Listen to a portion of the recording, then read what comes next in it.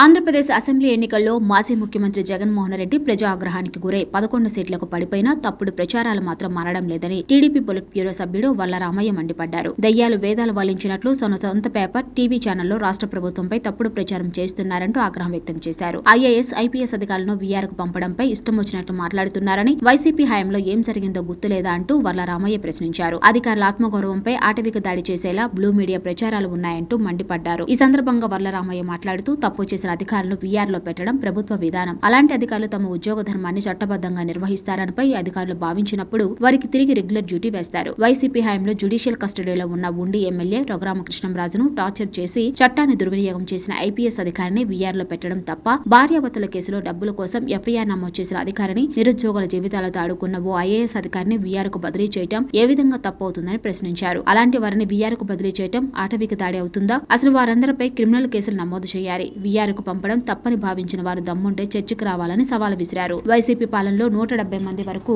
Additional SP, DSP, సీఐలు సంవత్సరాల తరబడి వీఆర్లో ఉన్నారని వల్ల రామయ్య అన్నారు. ఇక మాజీ సీఎం జగన్ దురాగతాలకు బలైన ఉన్నతాధికారులు ఎందరో ఉన్నారని చెప్పుకొచ్చారు. ముద్దాడ రవిచంద్రకు 2023 నుంచి ఎన్నికలయ్యే వరకు పోస్టింగ్ ఇవ్వలేదని, ఐఏఎస్లు నరేష్, రాజమౌళిని వీఆర్లో ఉంచారని గుర్తు చేశారు. జగన్ అవినీతి కేసుల్లో A2గా ఉన్న విజయసాయిరెడ్డిని కలిసి ప్రసన్నం చేసుకుంటే తప్ప సతీష్ చంద్రకు పోస్టింగ్ ఇవ్వలేదని మండిపడ్డారు. మాజీ సీఎం జగన్ కు సన్నిహితుడైన ఓ కాంట్రాక్టర్ను కలిస్తే తప్ప ఐఏఎస్ సాయి ప్రసాద్ కు పోస్టింగ్ ఇవ్వలేదని గుర్తు చేశారు. ఇప్పుడు విమర్శలు చేస్తున్న వారంతా అప్పుడు ఎక్కడికి పోయారని వల్ల రామయ్య ఆగ్రహం వ్యక్తం చేశారు.